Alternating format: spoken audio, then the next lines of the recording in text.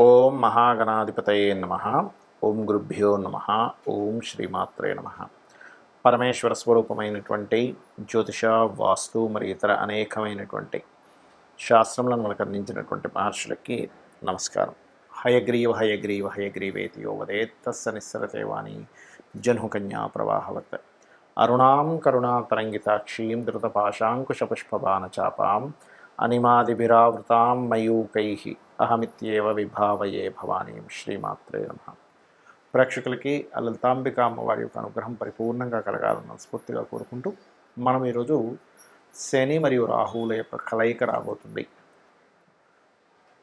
March ending నుంచి, అంటే almost April starting నుంచి కూడా మార్చ్ ఎండింగ్లో మారుతున్నారు. 31వ తేదీ దగ్గరలో శని రాహు దగ్గరికి వెళ్ళి కలుస్తున్నాడు. ఈ శని రాహువులు ఇద్దరు కూడా మనకి మీనరాశిలో కలిసి ఉన్నందుకు ఇది ఏప్రిల్ మరియు మే, పూర్తిగా ఏప్రిల్ మొత్తము మే మొత్తము కలిసి ఉంటారు. 2 నెలల పాటు ఉండేటువంటి ఈ కలయిక వల్ల ద్వాదశ లగ్నముల వారికి, లగ్నం తెలియని వారు రాసి చూసుకోండి, వారికి ఎటువంటి ఫలితములు జరగనున్నాయి, ఏ విషయాల పట్ల జాగ్రత్తగా ఉండాలి, మరియు ఈ గోచారం దేశాల మీద లేనట్లయితే మిగతా వాటి మీద ఎలాంటి ప్రభావం చూపిస్తుంది అనేటువంటి విషయాలు చెప్తుంది. నేనైనప్పటికీ కూడా చెప్పిస్తుంది సాక్షాత్ లలిత అమ్మవారిగా భావిస్తూ ఒక్కొక్క లగ్నం గురించి మనం తెలుసుకుందాం.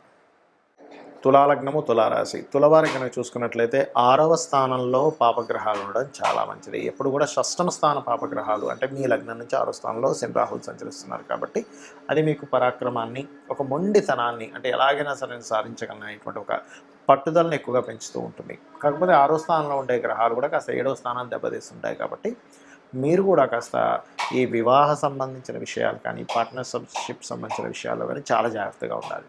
ఎందుకంటే 6వ స్థానం అనేటువంటిది ఎప్పుడూ మీకు కెరీర్ గ్రోత్ ఇస్తుంది, కాంపిటీషన్స్లో చక్కటి సక్సెస్ని ఇస్తుంది. స్పోర్ట్స్ రంగాల్లో ఉండేటువంటి వారు కావచ్చు, కోర్టు కేసు వ్యవహారాల్లో ఉండేటువంటి వారు కావచ్చు, లేనట్లయితే ఎవరి మీదైనా సరే ఒక గొడవకు వెళ్ళినప్పుడు ఏదో రకంగా సక్సెస్ అయ్యేటువంటి యోగం కావచ్చు, లేదా కాంపిటీషన్ రిలేటెడ్ సంబంధించిన వాటిలో సక్సెస్ అవ్వడం కావచ్చు, ఇవన్నీ ఇస్తుంది. అందులో ఎటువంటి సందేహం లేదు తులాలగ్నం వారికి. కాకపోతే ఇక్కడ ప్రధానంగా మీరు అర్థం చేసుకోవాల్సింది ఏమిటంటే, అనవసరంగా ఎవరితోనైనా శత్రుత్వాలు పెట్టుకుంటున్నామా.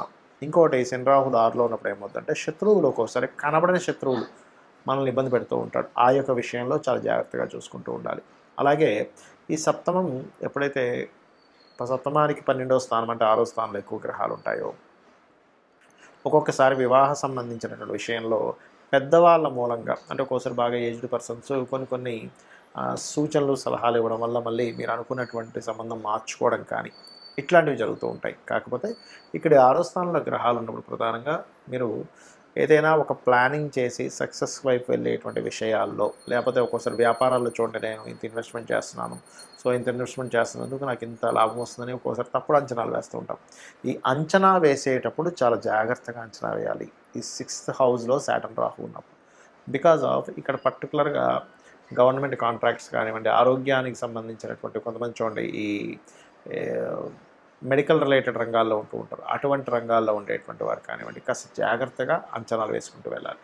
అలాగే ఇక్కడ మరొక విషయం ఏంటంటే, ఈ 6వ స్థానంలో ఉన్నందుకు కాస్త హెల్త్ రిలేటెడ్గా ఏదైనా ఇన్ఫెక్షన్స్ కానీ, లేకపోతే పొత్తి కడుపులో కొంచెం ఎలాగో ఉండడం, గ్యాస్ ప్రాబ్లమ్స్ రావడం జరుగుతూ ఉంటుంది. దానికి చక్కగా అమ్మవారి దగ్గర తమలపాకును పెట్టి దాన్ని ప్రసాదంగా కనుక తీసుకున్నట్లయితే కూడా మీకు ఆ ప్రాబ్లమ్స్ అనేవి తగ్గుతాయి. ఇక మీరు నిత్యము ఆరాధించాల్సిన దేవత ఆరాధన, ఎక్కువగా కాళీ ఆరాధన చేయండి, అన్ని విధాలు బాగుంటుంది. శని రాహువుల యొక్క కలయిక ఎప్పుడైతే మీన రాశిలో ఉందో, ఇది ప్రధానంగా దేని మీద ప్రభావం చూపిస్తుంది అంటే, ఇది కొంచెం విదేశీ సంబంధించిన వాటి మీద ఎక్కువగా ప్రభావం చూపిస్తుంది. అంటే ఎట్లాంటి వాటి మీద, ఒక చూడండి ఒక్కోసారి విపరీతమైన వర్షాలు రావడం కానివ్వండి, లేకపోతే ఫైనాన్షియల్గా ఉండేటువంటి కొన్ని అప్ అండ్ డౌన్స్ ఎక్కువగా రావడం కానివ్వండి, కొన్ని విదేశాల్లో అసలు ఊహించనటువంటి మార్పులు, అది ఫైనాన్షియల్గా సంబంధించినవి కానివ్వండి, జాబ్ సంబంధించినవి కానివ్వండి, లేకపోతే ఈ శని రాహులు ఎప్పుడైతే మీన రాశిలో ఉంటారో, ముఖ్యంగా జల ప్రదేశాలు ఉండేటువంటి ప్రాంతాల్లో, ఉత్తర సంబంధించినటువంటి దిశల్లో, ఉత్తర దిశల్లో, అంటే ఉత్తరం వైపు ఉండేటువంటి దేశాలు ఏవైతే ఉంటాయో వాటికి సంబంధించినటువంటి వాటిల్లో, అదేవిధంగా కొన్ని లాస్ ఏవైతే ఉంటాయో, ఈ లా సంబంధంగా కొన్ని దేశాల్లో, లేకపోతే మన ఇండియా లాంటి ప్రాంతంలో కూడా ఏదైనా కొన్ని నిర్ణయాలు తీసుకున్నప్పుడు కొంత మత సంబంధించినటువంటి కల్లోలు ఏర్పడటము, ఇట్లాంటివి శని రాహువుల యొక్క కలయిక ఇస్తూ ఉంటుంది.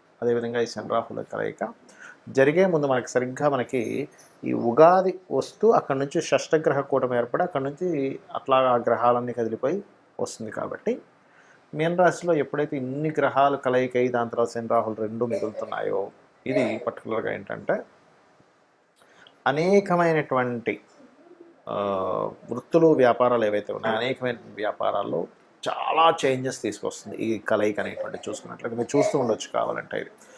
అలాగే ముఖ్యంగా ఈ కాంబినేషన్ ఉన్నప్పుడు ఆన్లైన్ రిలేటెడ్ సంబంధించిన వాటిల్లో ముఖ్యంగా చూడండి, మనకు ఒక్కోసారి చాలా పెద్ద పెద్ద ఆన్లైన్ అంటే